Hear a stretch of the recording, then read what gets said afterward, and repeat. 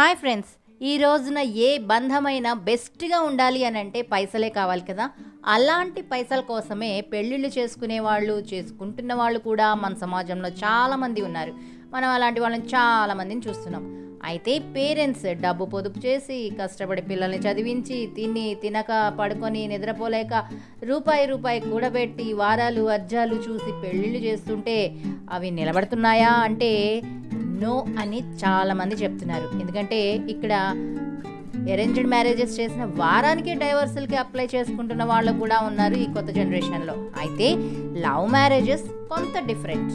ఇందులో డైవర్సుల సంఖ్య కొంత తక్కువ, లేవని అయితే లేదు కానీ కొంచెం తక్కువగా ఉన్నాయి. మరి అబ్బాయిని కానీ అమ్మాయిని కానీ లవ్లో పడేయాలంటే ప్రిపరేషన్ ఉండాలి, స్కెచ్ వేయాలి, ఇట్లా రకరకాలుగా చాలా పనులు ఉంటాయి కదండి.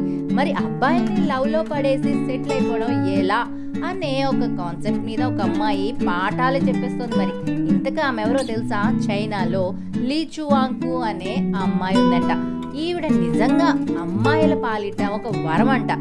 అబ్బాయిల్ని పడగొట్టడం ఎలా అనే టిప్స్ ఇచ్చేవాళ్ళు ఉంటే మరి ఆమెను దేవత లెక్క పూజిస్తారు కదా మన అమ్మాయిలు. ఈ చైనా పిల్ల ఒక సోషల్ మీడియా ఇన్ఫ్లుయెన్సర్. ఏ కాన్సెప్ట్ ఎంచుకుంటే అటు పైసలతో పాటు ఇటు బ్యాంక్ బ్యాలెన్స్ నిండుద్దో, ఫుల్ పాపులారిటీ వస్తుందో తెలుసుకొని అదే పాయింట్ మీద అమ్మడు క్లాసులు చెప్తోంది. పుస్తకాల్లో పాఠాలు ఎవరైనా చెప్పగలరు, కానీ జీవిత పాఠాలు ఎవరు చెప్తారు చెప్పండి? అబ్బాయిల్ని పడగొట్టండి, పెళ్లి చేసుకోండి, తినటానికి తిండి, ఉండటానికి ఇల్లు అన్నీ వస్తాయని చెప్పేసి మన పాప చెప్తోంది.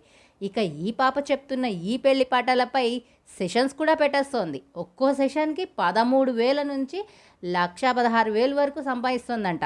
అయితే నిజాలు చెప్తే ఎవరికైనా కోపం వస్తుంది కదా, అలాగే ఈమె మీద కూడా సోషల్ మీడియా బ్యాన్ విధించింది.